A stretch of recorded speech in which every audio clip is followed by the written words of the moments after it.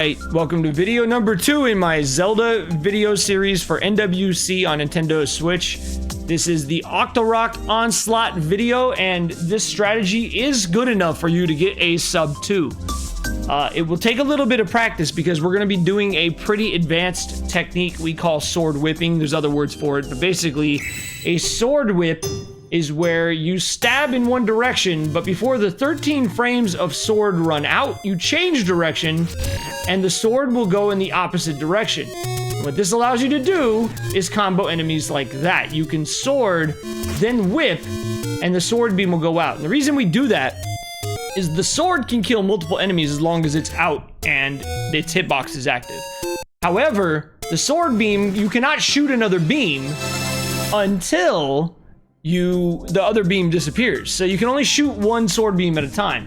And it is faster to utilize these than it is to go and stab all 4 of these Octoroks. So, now that you understand that, you're gonna walk up into this half tile here. Don't worry, that Octorok that I walked past will not hurt me until after I've walked into the cloud or spawn or whatever you want to call it. Once I reach this point, I'm gonna turn left and walk to this point. Does not need to be perfect. You just want to get left of his hitbox so that he doesn't spawn on top of you and hit you. It'll look like this. Something like that. Part 2 is we're going to turn back to the right and then sword whip. Like that. That's all you have to do for part 1 of this. It's going to take out 2 Octoroks and set you up for part 3.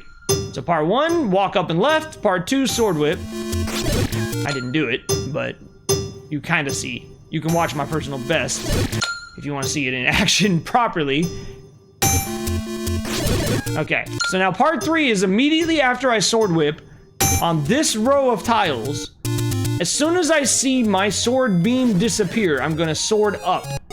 And I want my sword beam to get the Octorok behind the Octorok that I'm aiming for in this row.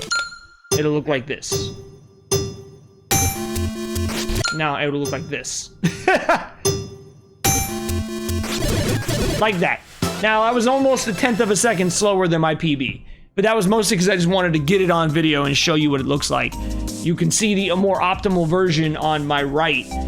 There might be a little bit of time save here, but as far as I know, there's not, and that is most likely the fastest technique, but you might be able to find a better one. Experiment a little bit. Now that you understand the advanced sword whip, this could open up a lot of time saves throughout your NWC journey. Thanks for watching part 2. I'll see you in part 3.